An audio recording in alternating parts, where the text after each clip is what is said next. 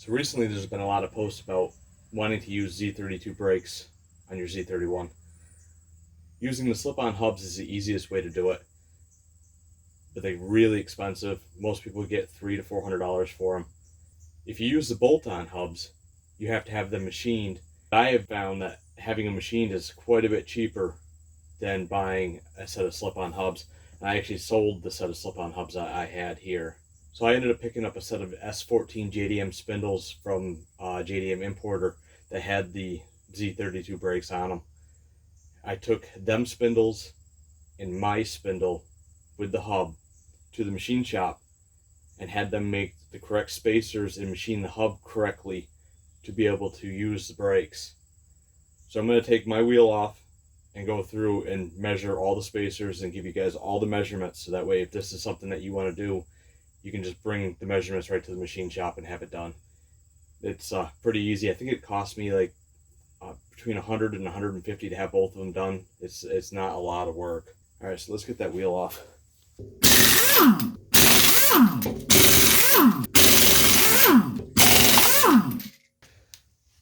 All right, so this is using Z32 or S14 JDM calipers with the Z32 rotors on the bolt-on Z31 hub. So we'll remove my wheel spacer. I'll unbolt this caliper real quick. Okay,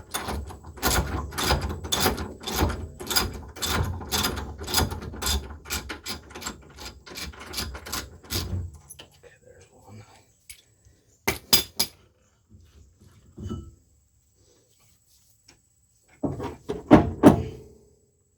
Set that up there.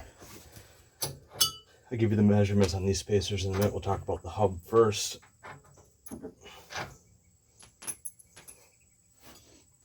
Alright, so this is just a standard slip-on Z32 rotor. Nothing special, it's actually a Brembo rotor, I believe. So here's the hub. First thing they did was we popped the bearings out of the back of it. We used the bearing race, not the race, but where the bearings are pressed into, to locate the hub in the lathe, because the outside of the hub is not round. So we're using the machine surface where the bearing presses is the best way. Some people take the outside of this down with a grinder. I would not recommend that. I could see that just making all kinds of issues.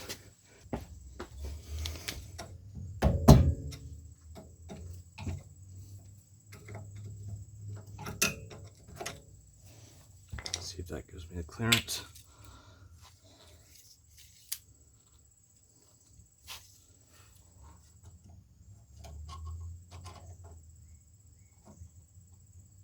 Just enough. Okay. So the outsides of the hubs were turned down to that. This is an inch. So it's 5.596. It probably was 5.597, but give or take a little bit. And some people stop there and say that using the lugs is good enough to center the rotor and the wheel. I don't believe that to be the case. I wanted hub-centric rings for the rotor and then have to build new ones for the wheel. So let me bring this in closer. So what we did, see if you can wipe some of the grease off here. See, we turned down the hub-centric ring on the rotor to a standard, just to one diameter all the way back. And then we made two different rings that are pressed on here. The first one's a little bit larger, and that centers the rotor onto the hub. The second one is, I believe, 66 millimeter, whatever the inside of the wheel's hub centric is. So that was turned down and pressed on. And then there's a lead in here, so that way the wheel goes on easy. That's exactly the way the Z32 hubs, S14 hubs are all built, and the Z31 hubs that are slip-on rotors. So it's the same exact setup. Now, if you don't want to do that, that's on you, and something happens where you lose a brake rotor because you're using the studs, I didn't want to take that risk of shearing studs off, having all that load go onto the studs itself. Let's see if I can get some measurements of this.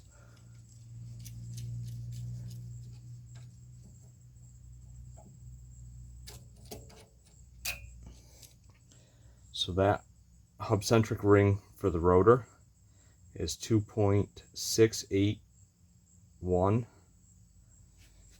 That ring, see if I can measure the depth of it.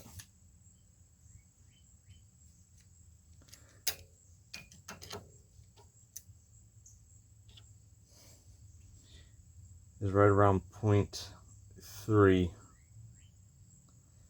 And then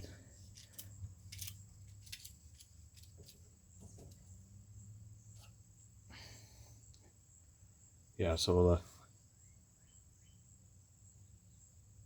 that's for the hub-centric for the wheel. Now, I know people that have done this without having the center of this turned down and making it hub-centric for the rotor and the wheel. Like I said, I would not trust that. The spacers to center the rotor are 0.441. And the only other thing you'll have to do would be to put some extended studs into it for your wheels. I went a little bit longer than what needed to be, so I'm not going to measure those. Because I use a 3/4 wheel spacer too to bring the Z33 wheels out. But yeah, if you got any questions, just ask, and I can see what I can do to help.